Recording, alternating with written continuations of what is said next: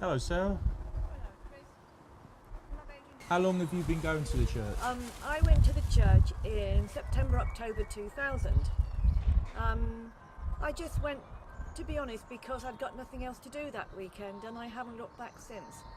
Was you particularly spiritual before that? No, I'd never particularly heard of spiritualism. It was nothing more than me looking at a paper and thinking, what am I going to do this weekend that's different? And I liked the advert. And 15 years down the line, I serve other churches as well. That's brilliant. Yeah. So how would you say coming to this church has changed your life? Oh, enormously. I was feeling lonely, and I had no understanding of mediumship. I'd never didn't really know anything about spiritualist churches, and I just felt like I'd come home. Sounds a bit corny, I know, but it literally just felt like I'd come home. And then I started to learn all about mediumship with Adrian, and then I did my minister's training through Adrian, and then I did some Bible study in order to go with the minister's training, and yeah, it's great, love it. And are you happy for this to go out on the film? Are you happy for this interview to be a part of this film? Hey? Are you happy with this interview to be a part of this film? Yeah, you're all right then. Yes! Brilliant. Thanks for your time, sir. Yeah. Did it sound corny? No. Oh yeah. Was it all right? Because Yeah. I thought, oh well, I'll give it what for, you know. Yeah, no. That's what I want. It's good. education. Oh good. Yeah. Fantastic. Because I know some people think that spiritualists, are extremely strange people, but the reality of it is that we're not.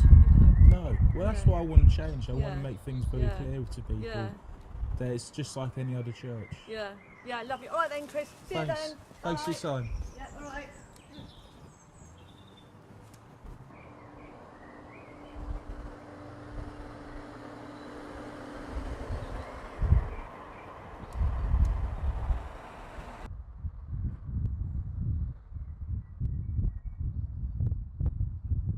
I know from speaking to new people that walk into the church, and we've just had some new people coming in, two lovely ladies sat down and said, will I ever see my husband again?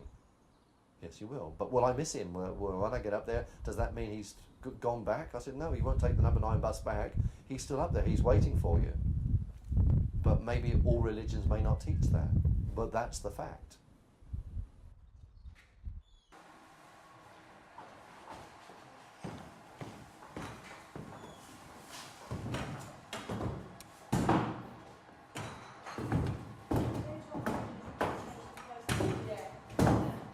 I sometimes say I got my job as a minister because I made so many mistakes in life.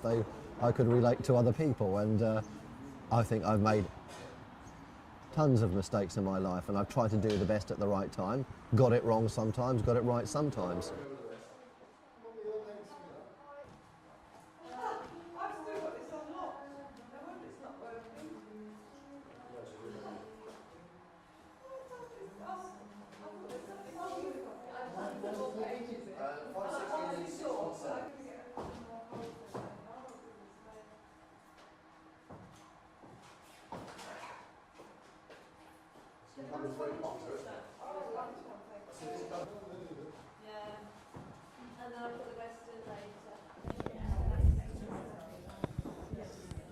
Shall we make a start? Are we all looking ready that we ought to? I think we are. Okay, good evening everybody. A special warm welcome to you, and if it's your first time here, we obviously extend that warm welcome, and if you're not used to getting hugs when you walk through the door, you're going to get a hug, because we believe in being tactile here and connecting with the wonderful people that turn in. We're at the point of the service that I really find is a really good focal point for all of us, and most of you will know this little pink book is the healing book, where we put the names in there, and strangely enough, as time goes on, we have to insert more pages. I think we've had this book for quite a few years. And it's a lovely thought. It's a time to remember those who really have suffered and are suffering. So I'm just asking you to bow your heads in prayer and to take time to think of those who need that healing, whether it's mind, body or soul. Taking time to pay respect to those who lost their lives for our freedom and continue to do it this day.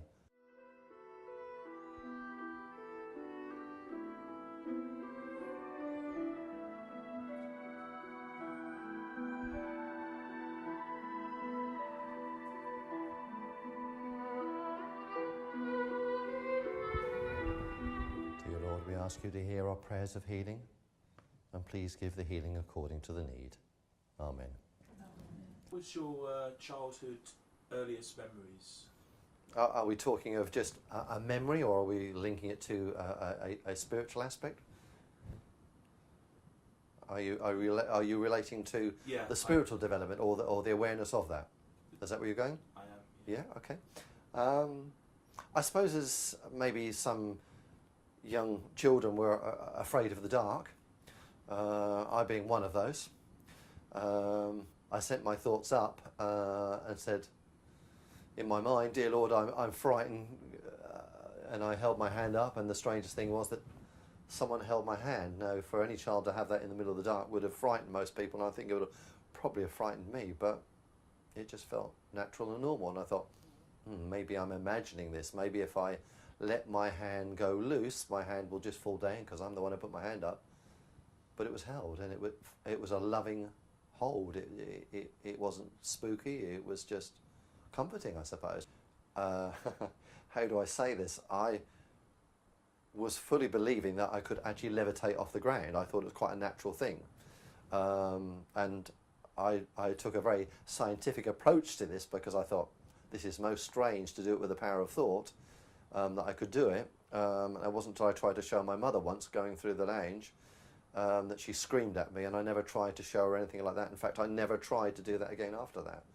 So that was an experience that came and went, and it wasn't until later life that I started to develop a true sense of spiritual awareness with training, and I think that's important with any profession you go into. You need training. And after that, I didn't want to worry my mother anymore.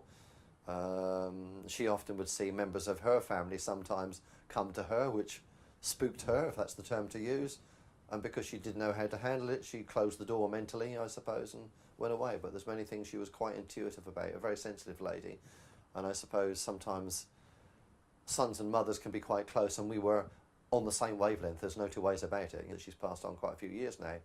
Often she comes close and I can recognise her. My father as well, although he never fully understood what I did, but he used to say to my mother, well, if it keeps him quiet and he enjoys it, that's absolutely fine. I don't understand what he's doing, but it was fine.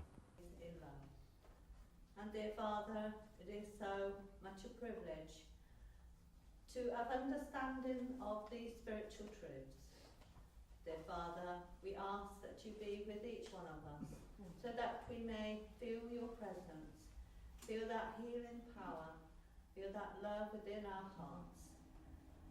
And dear Father, we ask that you help each one of us in our daily lives to know that you are a God of love, God of compassion and mercy, and are always within our hearts. Thank you, dear Father. Amen. Amen. Amen.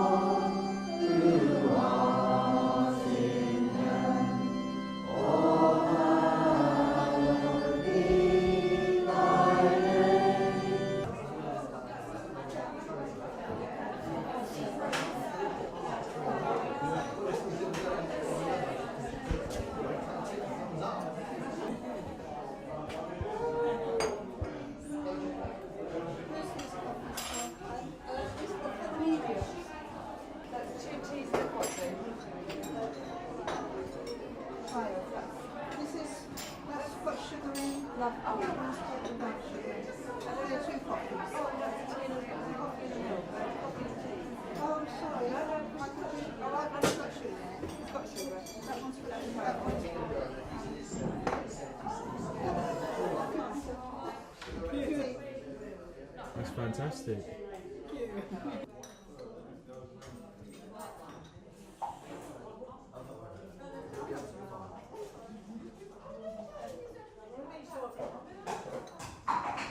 And how do you perceive God? Do you see him as a big guy in the sky, or? Well, when I was at school, I can remember going on a plane and looking in the clouds for God. You know, I mean, I did. I perceive him now as an incredibly strong, gentle, and very, very loving soul, who is the creator of the world and who goes beyond the Christian idea of him. Yeah. He's there for all of us. Does that make sense? No, it does. No matter who or what we are, he is there for each and every one of us. And to a certain extent, how can I put this? How we perceive him to be as well. You know, he will go to any who call him by whatever name they choose. I don't think the Bible does him justice. Right. In any way, shape, or form.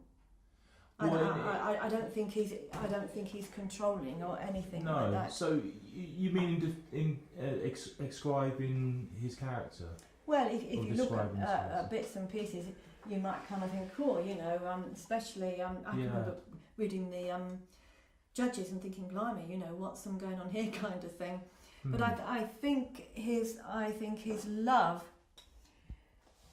is beyond we can even begin to imagine, for want of a better word.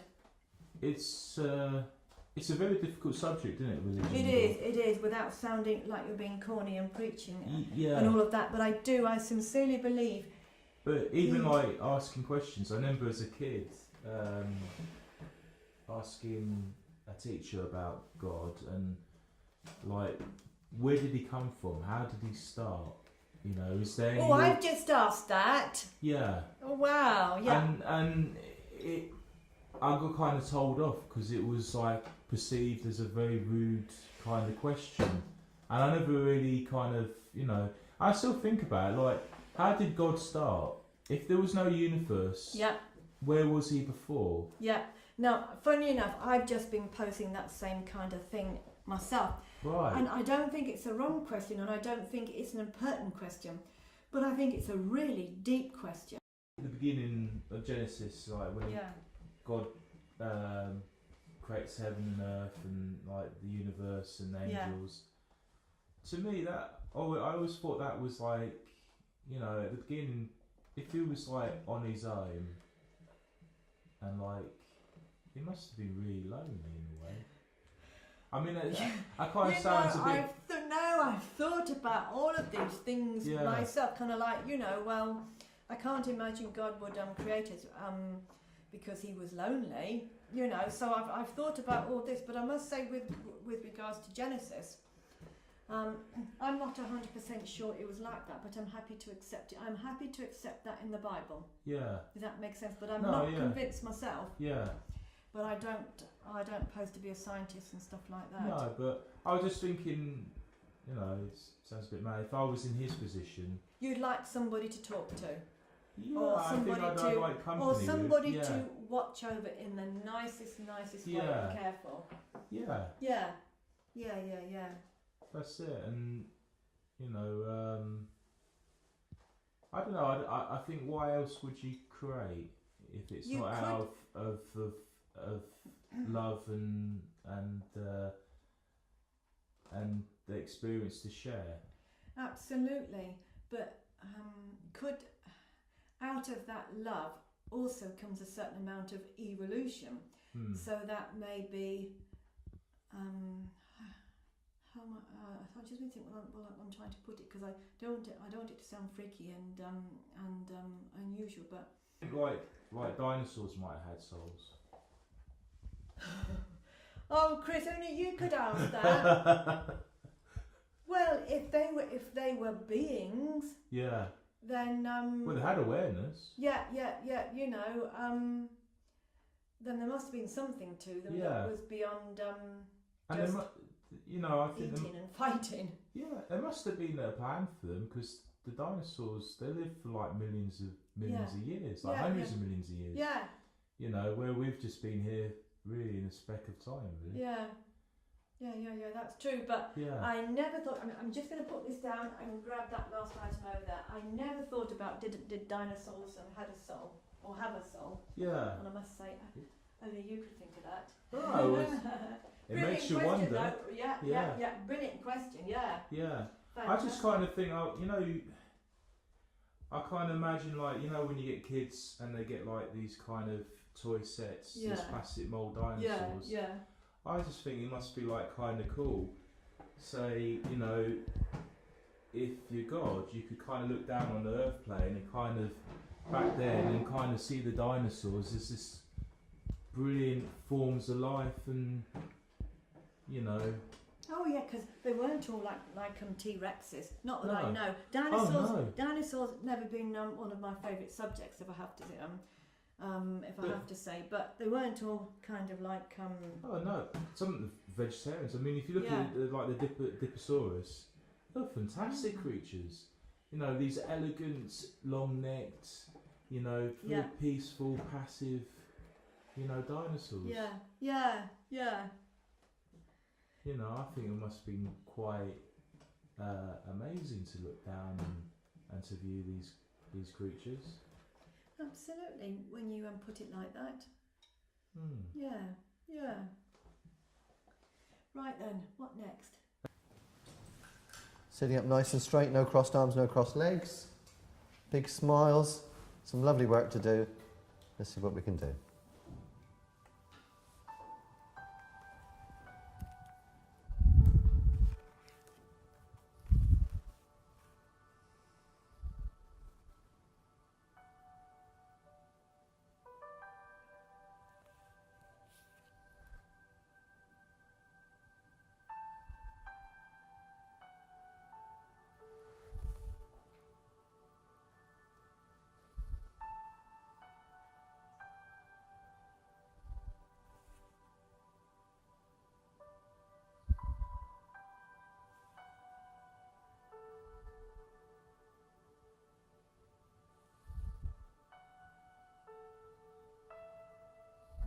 And now slowly and gently coming back to your senses.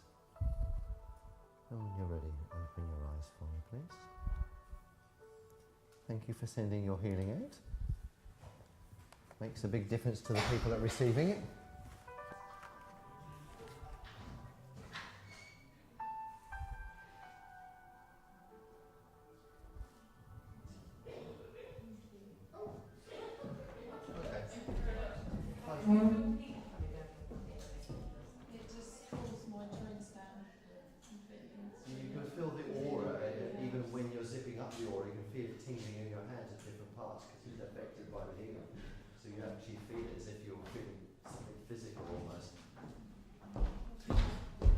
So do you feel we all have inherited gifts?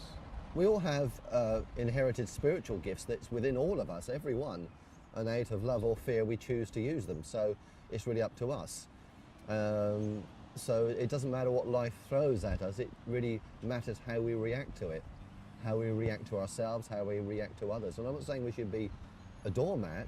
We should be calm, collected, support ourselves, support our families, offer good advice, assist when we can.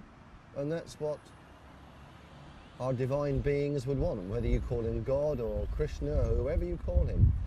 All the spiritual leaders, no matter who they are, those on the earth plane, those on the spirit plane, only want us to be a family spiritually connected. So tell me how you met Roberta.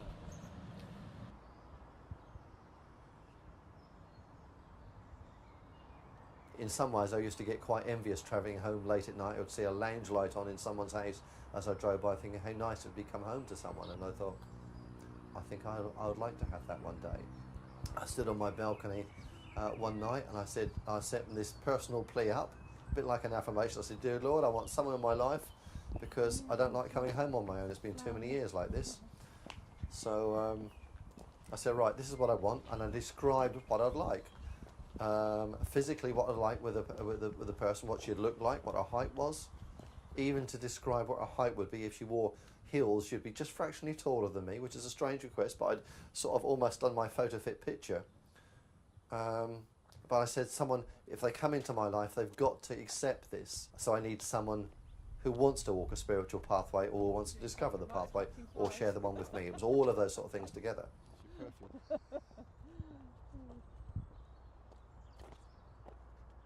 Apart from the marriage guidance counselling I do and the other counselling, sometimes it was just to explain to them what they were experiencing spiritually. What does this mean? What does that mean? Answer their questions. And Roberta was another one of those ladies who just turned up saying, I'm sensing this, what does this mean, what does that mean? Gave her my best guess. She went away, and as she walked away from my lounge area, she looked on the windowsill, observed that I had a plant that was almost on its last leg. She said, I'll bring you one of those. And I suppose instinct, feeling, suddenly I thought, I wonder if this is the right one. I wonder if this is the one that I asked for. And I was pretty unsure of myself, but it sort of felt right. And I tell you, the next day I said, come back. And she came over, and I didn't ask her if she wanted to marry. I told her she was going to marry me. No, this is completely out of character of me. This is completely out of character of what anyone should do. I told her she's going to marry me. And she said, yes, I will.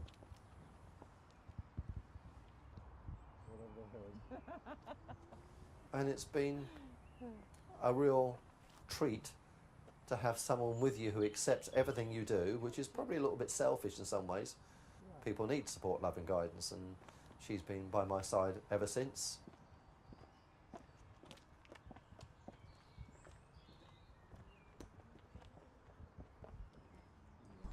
Isn't that lovely? It's pretty. They've got all sorts of flowers there. It's just a little pretty one. That really is. Very lovely. All right. Sorry. You're killing me. You're killing me, girl. No, point things out and point things that's out. very interesting. Yeah, but not after 20 years at all.